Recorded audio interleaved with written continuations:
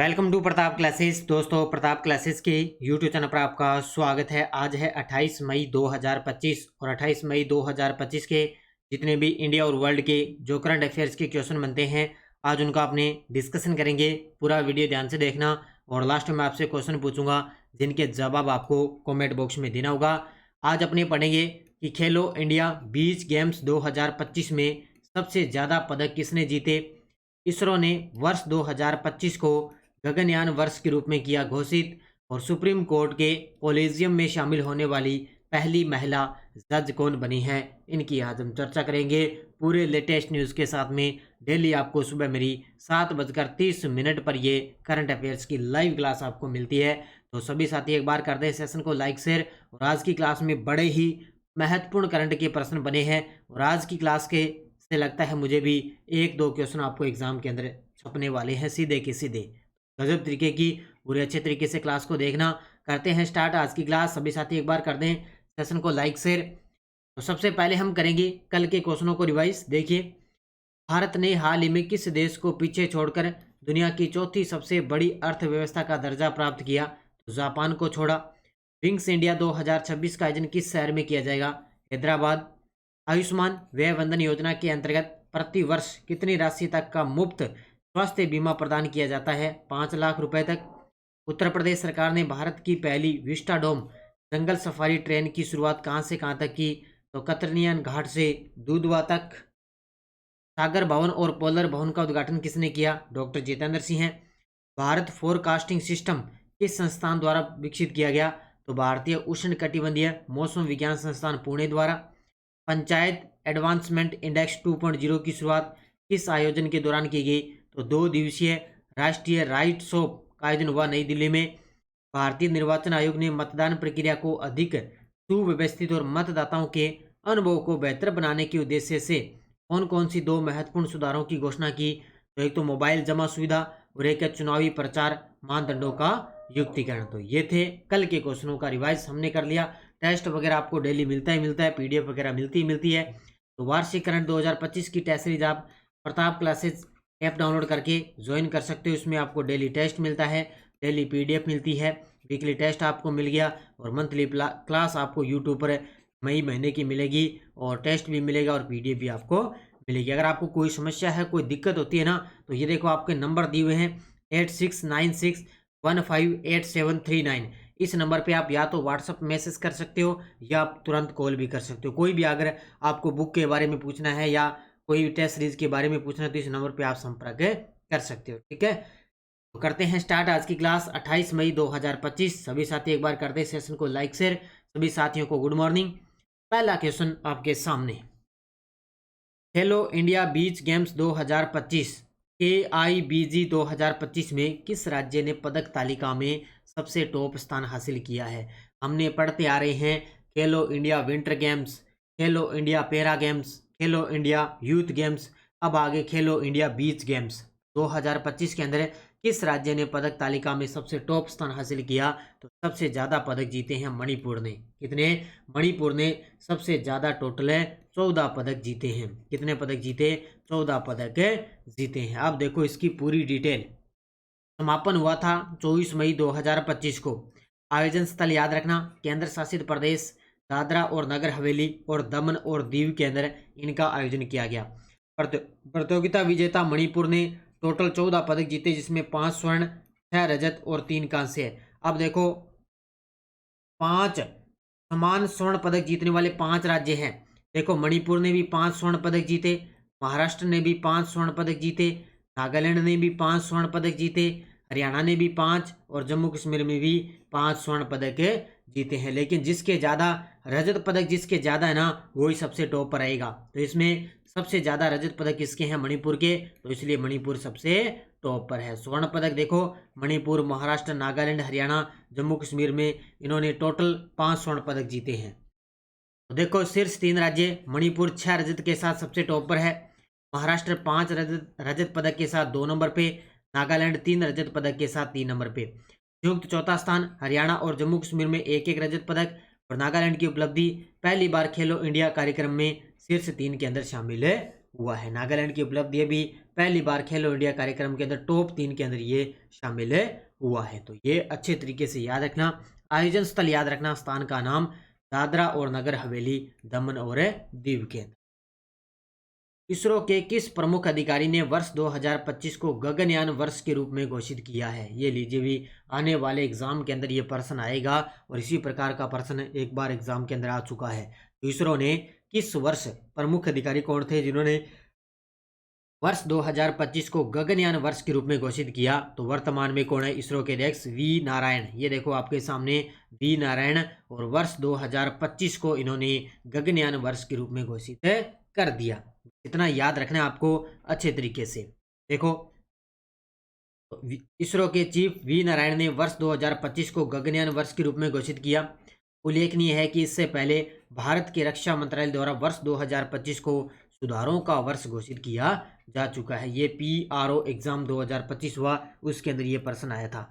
भारत के रक्षा मंत्रालय ने इससे पहले वर्ष 2025 को सुधारों का वर्ष घोषित किया, लेकिन अब वी नारायण ने वर्ष 2025 को गगनयान वर्ष के रूप में घोषित कर दी। ये दोनों के दोनों पॉइंट याद रखना, गजब तरीके का, सीधा सीधा एग्जाम के अंदर टपकेगा। 11वें अंतर्राष्ट्रीय योग दिवस 2025 की थीम क्या है? ये लीजिए भी, अब थोड़े ही दिन बचे हैं, 21 जून आने वाला है और 21 जून को अपने बनाते हैं अंतर्राष्ट्रीय योग दिवस, और अब की बार 11वां अंतर्राष्ट्रीय योग दिवस बनाया जाएगा। तो इसकी थीम आ चुकी है। इसकी थीम अब की बार है एक पृथ्वी एक स्वास्थ्य के लिए योग। क्या है? एक पृथ्वी एक स्वास्थ्य के लिए योग। ये अब की बार 11वें अंतर्राष्ट्रीय योग दिवस की थीम रही है। तो खुद मोदी जी अब की बार इसके अंदर भाग लेंगे, कार्यक्रम होगा। तो एक पृथ्वी एक स्वास्थ्य के लिए योग, थीम याद रखना। तो 11वां अंतर्राष्ट्रीय योग दिवस 21 जून, थीम क्या है? एक पृथ्वी एक स्वास्थ्य के लिए योग। विशाखापट्टनम आंध्र प्रदेश में इसका आयोजन होगा, जहां पर PM मोदी की अध्यक्षता में 21 जून के दिन राष्ट्रीय कार्यक्रम आयोजित किया जाएगा। कहां पर है? विशाखापट्टनम आंध्र प्रदेश में। वर्ष 2015 में योग दिवस की शुरुआत हुई थी, जिसका 10वां संस्करण वर्ष 2024 में PM की उपस्थिति में लद्दाख में आयोजित किया गया था। यानी कि पिछली बार 10वां संस्करण हुआ, कहां पर आयोजित हुआ? लद्दाख के अंदर। अब की बार 11वां कार्यक्रम कहां पर होगा? विशाखापट्टनम आंध्र प्रदेश।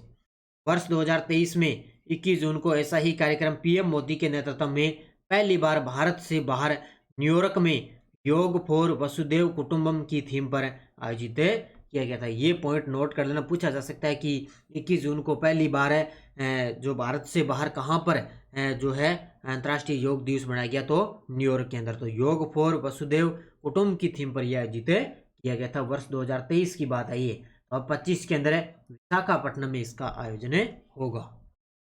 सुप्रीम कोर्ट के कोलेजियम में शामिल होने वाली पहली महिला जज कौन बनी है? ये लीजिए भी, अपने देखते अपने बात करते ना कि सुप्रीम कोर्ट के जो मुख्य न्यायाधीश है वो कोलेजियम के माध्यम से वहां पर उनको नियुक्त कर देते हैं। तो अभी ताजा सुप्रीम कोर्ट के अंदर कोलेजियम में शामिल होने वाली पहली महिला जज कौन बनने जा रही है? तो वो है justice BV Nagarathna, option number C। ये देखो आपके सामने तस्वीर में जस्टिस BV नागरत्ना, ये है कोलेजियम में शामिल होने वाली पहली महिला जज बन चुकी है। तो उत्तर क्या हो जाएगा इसका? Option number C। इसका उत्तर हो जाएगा ऑप्शन नंबर C। देखो, जस्टिस BV नागरत्ना, तो ये कोलेजियम में शामिल होने वाली पहली महिला जज। सुप्रीम कोर्ट की कोलेजियम में मुख्य न्यायाधीश सहित 5 सीनियर जज इसके अंदर शामिल होते हैं। तो सुप्रीम कोर्ट में मुख्य न्यायाधीश होते हैं, उनके कोलेजियम में माध्यम से उनको वहां पे नियुक्त किया जाता है, जिसमें नागरत्ना पहली और एकमात्र महिला जज है जिनको 25 मई 2025 से कोलेजियम का हिस्सा ये बन चुके हैं। कि पहली बार पहली महिला को यहाँ पे नियुक्त किया गया है। सुप्रीम कोर्ट की 5वीं सीनियर जस्टिस BV नागरत्ना आधिकारिक रूप से कोलेजियम का हिस्सा बनेगी, और इन्होंने जस्टिस अभय S ओका के रिटायरमेंट के बाद उन्हें सुप्रीम कोर्ट कोलेजियम में सदस्य बनाया जा रहा है। तो यहाँ पर जस्टिस अभय S ओका के रिटायरमेंट होने के बाद में इनको नियुक्त किया जा रहा है। तो आने वाले समय में ये कहा जा रहा है कि लगभग 2027 या 28 के अंदर ये सुप्रीम कोर्ट की मुख्य न्यायाधीश भी बन सकती है। देवी अहिल्याबाई की 300वीं जयंती के अवसर पर स्मारक सिक्का कौन जारी करेंगे? ये भी तस्वीर में आप देख सकते हो, देवी अहिल्याबाई। तो उनकी अभी हाल ही में 300वीं जयंती बनाई जाएगी। कब है? 31 मई 2025 को मोदी जी खुद इनका स्मारक सिक्का जारी करेंगे। कौन है? अपने देश के प्रधानमंत्री इनमें अब की इनकी 300वीं जयंती बनाई जाएगी और इसी के अवसर पर 300 रुपये का स्मारक सिक्का भी जारी किया जाएगा। तो प्रधानमंत्री मोदी जी खुद ये स्मारक सिक्का जारी करेंगे। कब है? 31 मई 2025 को। तो फिर क्या हो जाएगा? Option number B. देखो, देवी अहिल्याबाई होलकर की 300वीं जयंती कब है? 31 मई 2025। कहाँ पर इसका आयोजन होगा? जम्बोरी मैदान, भोपाल, मध्य प्रदेश में। आयोजन यहाँ पर महिला सम्मेलन होगा और मुख्य अतिथि प्रधानमंत्री नरेंद्र मोदी। विशेष घोषणा, 300 रुपये का स्मारक सिक्का जारी किया जाएगा। यानी कि पहली बार है, देखो, 300 रुपये का स्मारक सिक्का जारी किया जा रहा है। दुनिया के अंदर जारी होने वाला पहला ऐसा सिक्का होगा जिसका मूल्य वर्ग 300 होगा। पहली बार 300 रुपये का स्मारक सिक्का जारी किया जाएगा। बाकी जब 31 मई को जब ये महिला सम्मेलन और होगा तब इसमें और मुख्य रूप से अपनी अलग से इसकी चर्चा करेंगे। स्वच्छ सर्वेक्षण 2025 के अनुसार निम्नलिखित में से कौन से शहर टॉप 10 में सबसे स्वच्छ शहरों के अंदर शामिल है? ताज़ा रिपोर्ट आई है स्वच्छ सर्वेक्षण 2025 की। तो इसके अनुसार कौन से शहर टॉप 10 के अंदर सबसे स्वच्छ शहरों के अंदर शामिल है? और लगातार सबसे टॉप पर रहता है इंदौर। कौन सा रहता है? इंदौर। और 2 नंबर पे है सूरत, गुजरात। तो हो जाएगा ए और बी दोनों। 1 नंबर पे इंदौर, 2 नंबर पे है सूरत और 3 नंबर पे है नवी मुंबई, महाराष्ट्र। ये तीनों के तीनों टॉप 3 के अंदर स्वच्छ सर्वेक्षण 2025 में शामिल है। बस इतना याद ही रखना है भी। अब देखो, भारत का जो स्वच्छ भारत मिशन है वो 2014 के अंदर शुरू किया गया था। इसी के तहत क्या है, भारत के टॉप सबसे स्वच्छ शहर शामिल होते हैं। तो इंदौर सबसे टॉप पर, 2 नंबर पे सूरत और 3 नंबर पे मुंबई। तीनों का क्रम याद रखना बढ़िया तरीके से। 9वीं ब्रिक्स उद्योग मंत्रियों की बैठक 2025 का आयोजन किस देश में किया गया है? 9वीं ब्रिक्स उद्योग मंत्रियों की बैठक हुई है 2025 में। तो इसका आयोजन किस देश में किया गया?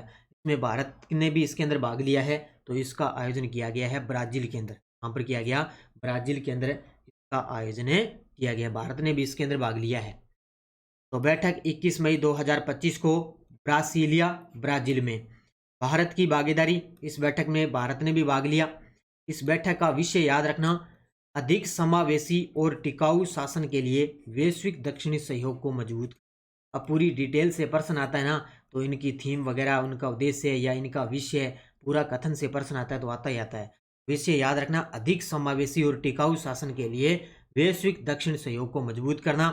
अब इसके अंदर भागीदार देश ब्राजील, रूस, भारत, चीन, दक्षिण अफ्रीका और नए सदस्य जो बने हैं उसके अंदर एक तो मिस्र शामिल है, इथोपिया है, ईरान है, इंडोनेशिया, सऊदी अरब, यूएई, वो इसके अंदर शामिल है। तो ये 9वीं ब्रिक्स उद्योग मंत्रियों की जो बैठक है वो ब्रासीलिया, ब्राजील के अंदर हुई है। खेलो इंडिया नॉर्थ ईस्ट गेम्स कितने राज्यों में आयोजित किए जाएंगे? ये भी मैंने बता दिया। खेलो इंडिया विंटर गेम्स अलग है, खेलो इंडिया पैरा गेम्स अलग है, खेलो इंडिया यूथ गेम अलग है और अभी खेलो इंडिया बीच गेम्स हुए हैं। अब ये आ गए खेलो India north east games. North east का मतलब अपने भारत के उत्तरी पूर्वी राज्यों के अंदर इनका आयोजन होता है। तो ये कितने राज्यों के अंदर आयोजित किए जाएंगे? 8 राज्यों के अंदर इनका आयोजन होगा। खेलो इंडिया नॉर्थ ईस्ट गेम्स कितने राज्यों में? 8 राज्यों के अंदर। अब 8 राज्यों के नाम आपको पता होना चाहिए। तो घोषणा करने वाले अपने खेल मंत्री हैं डॉक्टर मनसुख मांडविया। तो खेलो इंडिया नॉर्थ ईस्ट गेम्स अब हर वर्ष नियमित रूप से आयोजित किए जा रहे हैं। ये भारत के 8 राज्यों के अंदर आयोजित होंगे। अब 8 राज्यों के नाम आपको पता होना चाहिए। अरुणाचल प्रदेश, असम, मणिपुर, मेघालय, मिजोरम, नागालैंड, सिक्किम, त्रिपुरा में यहाँ पर आयोजित होंगे। तो ये एग्जाम के अंदर अगर प्रश्न आएगा, हो सकता है अगर ऐसा आ जाए तो भी कौन से राज्य के अंदर नॉर्थ ईस्ट गेम्स का आयोजन नहीं हुआ है, तो ये इस प्रकार का प्रश्न भी आ सकता है। तो इसलिए 8 राज्यों के नाम आपको पता होना चाहिए। तो खेलो इंडिया नॉर्थ ईस्ट गेम्स का आयोजन 8 राज्यों में और इसकी घोषणा करने वाले अपने खेल मंत्री डॉक्टर मनसुख मांडविया। हाल में जारी रिपोर्ट के अनुसार विज्ञान और प्रौद्योगिकी नवाचार में अग्रणी भारतीय राज्य कौन सा है? विज्ञान और प्रौद्योगिकी नवाचार के अंदर कौन सा राज्य अग्रणी है? तो वो राज्य है कर्नाटक राज्य। कौन सा? कर्नाटक। 2 नंबर पे है तेलंगाना। 2 नंबर पे तेलंगाना और 1 नंबर पे है कर्नाटक। इतना याद रखना है। नवाचार के अंदर टॉप 10 के अंदर 2 भारतीय राज्य हैं। एक है कर्नाटक, इसमें मुख्य नवाचार क्षमताएं क्या क्या रही? जैसे सूचना प्रौद्योगिकी क्षेत्र में, एरोस्पेस के क्षेत्र में, जैव प्रौद्योगिकी और कृत्रिम बुद्धिमत्ता यानी कि एआई के क्षेत्र में कर्नाटक सबसे टॉप पर। और 2 नंबर पे आता है तेलंगाना, एआई के क्षेत्र में टॉप पर। उसके बाद में जीवन विज्ञान और स्टार्टअप पारिस्थितिकी तंत्र में ये शामिल है। प्रमुख नवाचार क्षमताओं के अंदर बात करें तो कर्नाटक सबसे टॉप पर और 2 नंबर पे तेलंगाना। जो मुख्य मुख्य चीजें हैं बस उतनी याद रखनी है आपको। अगला क्वेश्चन, अनुमानित सकल राज्य घरेलू उत्पाद जीएसडीपी के आधार पर भारत का शीर्ष राज्य कौन सा है? अनुमानित सकल राज्य घरेलू उत्पाद के आधार पर भारत का टॉप राज्य कौन सा? ये आजकल इकोनॉमी के बड़े गजब के क्वेश्चन बन रहे हैं। तो उत्तर क्या हो जाएगा इसका? महाराष्ट्र। कौन सा राज्य? महाराष्ट्र सबसे टॉप पर है। 2 नंबर पे है तमिलनाडु। बस पहला और दूसरा दोनों के दोनों अच्छे तरीके से याद रखना। पहला महाराष्ट्र, दूसरा तमिलनाडु। किसमें? सकल राज्य घरेलू उत्पाद के आधार पर। तो भारत जो दुनिया की सबसे तेजी से बढ़ती अर्थव्यवस्थाओं में से एक है, और मैंने कल ही आपको बताया कि दुनिया की चौथी सबसे बड़ी अर्थव्यवस्था भारत बन गया, जापान को पछाड़कर। और अपनी आर्थिक प्रगति में राज्यों के प्रदर्शन पर काफ़ी हद तक है निर्भर। अब राज्यों की बात करें तो इसमें जैसे राज्य की कृषि है, उद्योग है, सेवाएं हैं, सूचना प्रौद्योगिकी है, जैसे विभिन्न क्षेत्रों के माध्यम से राष्ट्रीय जो अर्थव्यवस्था है उसके अंदर सबसे टॉप पर कौन है? इसके अंदर महाराष्ट्र आ गया। इसकी अनुमानित जो सकल राज्य घरेलू उत्पाद है वो है 42.67, और इसमें जो प्रति व्यक्ति आय है वो है 2.89, और राष्ट्रीय जीडीपी में भागीदारी कितनी है? 13.30%। ये आंकड़े याद रखने हैं। और 2 नंबर पे स्थान किसका आता है? तमिलनाडु का। पहला स्थान महाराष्ट्र, दूसरा Tamil Nadu.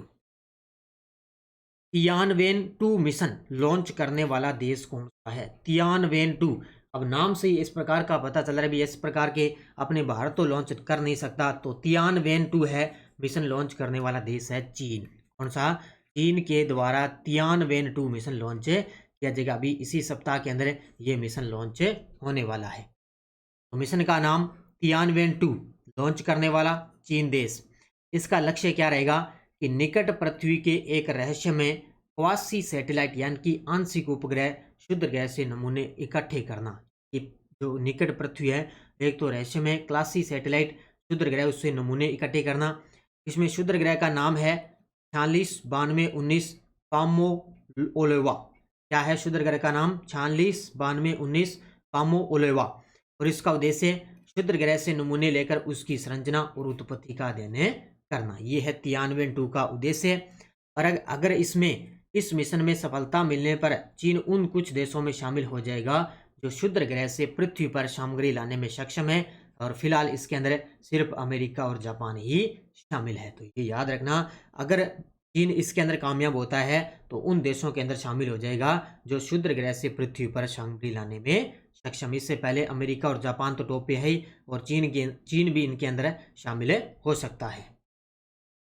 Tamil Nadu space industrial policy 2025 का मुख्य उद्देश्य क्या है?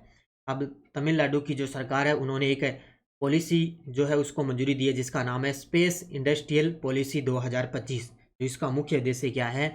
इसमें राज्य को अंतरिक्ष प्रौद्योगिकी और उच्च मूल्य निर्माण का हब बनाना। राज्य को अंतरिक्ष प्रौद्योगिकी और उच्च मूल्य निर्माण का हब बनाना, ये तमिलनाडु स्पेस इंडस्ट्रियल पॉलिसी 2025 का मुख्य उद्देश्य है। और इस पॉलिसी को अभी मंजूरी मिल चुकी है। तो तमिलनाडु के सीएम एम.के. स्टालिन की अध्यक्षता में अप्रैल 2025 को कैबिनेट ने स्पेस इंडस्ट्रियल पॉलिसी को मंजूरी दी। इस नीति का उद्देश्य आर्थिक विकास और रोजगार सृजन को बढ़ावा देना और अगले 5 वर्षों में 10,000 करोड़ का निवेश आकर्षित करना। ये मुख्य रूप से इतना याद रखना बढ़िया तरीके से। अब देखो आपके सामने एक वन लाइनर करंट है कि संयुक्त राष्ट्र महासभा ने 25 मई को विश्व फुटबॉल दिवस के रूप में बनाने की घोषणा कर दी है। ये भी गजब का प्रश्न है। संयुक्त राष्ट्र महासभा ने 25 मई को विश्व फुटबॉल दिवस मनाया जाएगा, ये इसकी घोषणा हो चुकी है। ये पॉइंट भी नोट कर लेना। ये टेलीग्राम ग्रुप है, कोई सूचना आती है, कोई लिंक, कोई नोटिफिकेशन, सब आपको टेलीग्राम पे सूचना मिलती है। पिछले वीडियो क्वेश्चन क्या था? निशानेबाज कनक ने किस देश में आयोजित अंतर्राष्ट्रीय निशानेबाजी खेल महासंघ जूनियर विश्व कप में भारत को पहला स्वर्ण पदक दिलाया? तो इसका आयोजन हुआ था जर्मनी के अंदर। बहुत सारे विद्यार्थियों ने बड़े गजब के जवाब दिए, उन सभी को बहुत बहुत शुभकामनाएं। अब देखो क्वेश्चन फॉर यू। 24 मई 2025 को भारत मंडपम नई दिल्ली में आयोजित नीति आयोग की 10वीं गवर्निंग काउंसलिंग बैठक की अध्यक्षता किसने की? अमित शाह, राजनाथ सिंह, मोदी जी, नितिन गडकरी। इसका जवाब आपको कमेंट बॉक्स में देना है। तो ये थी आज की अपनी क्लास। आज क्वेश्चन बड़े ही गजब के थे और अच्छे तरीके से बढ़िया तरीके से अध्ययन कर लेना। आज की क्लास के अंदर क्वेश्चन आने वाले एग्जाम के अंदर पूछे जा सकते हैं। ये थी आज की क्लास और ये स्कूल व्याख्याता की अपनी करंट की टेस्ट सीरीज बुक उपलब्ध है। टेस्ट सीरीज भी अपनी प्रताप क्लासेज ऐप में करंट की चल रही है। मिशन 2.0 जो बुक है इसका रिवीजन अपने नाना क्लासेस पर है चल रहा है। तो इस बुक को ऑनलाइन ऑर्डर करने के लिए 80 580 22 001 इस नंबर पे आप इस बुक को ऑनलाइन ऑर्डर कर सकते हो। प्रताप क्लासेज ऐप में अपनी देखो राजस्थान पुलिस की करंट की टेस्ट सीरीज चल रही है मात्र 50 रुपये में और 15 प्रैक्टिस सेट टेस्ट चल रहे हैं राजस्थान पुलिस के, ये भी आप ले सकते हो। इसके अलावा चतुर्थ श्रेणी कर्मचारी और ड्राइवर वाहन चालक के लिए भारत राजस्थान की ऑनलाइन टेस्ट सीरीज चल रही है। बस अच्छे तरीके से पढ़ो, मेहनत करो। जो आपको डेली वाली टेस्ट सीरीज है वो आप जरूर ज्वाइन करें। उसमें आपको 1 जनवरी से 31 दिसंबर 2025 तक पूरे 1 साल का करंट आपको मिलता है। तो प्ले स्टोर से प्रताप क्लासेस का ऐप डाउनलोड करके ये टेस्ट सीरीज आप ज्वाइन कर सकते हो। तो सभी साथी कर दें वीडियो को जाते जाते लाइक शेयर। धन्यवाद। जय हिंद, जय भारत, जय राजस्थान।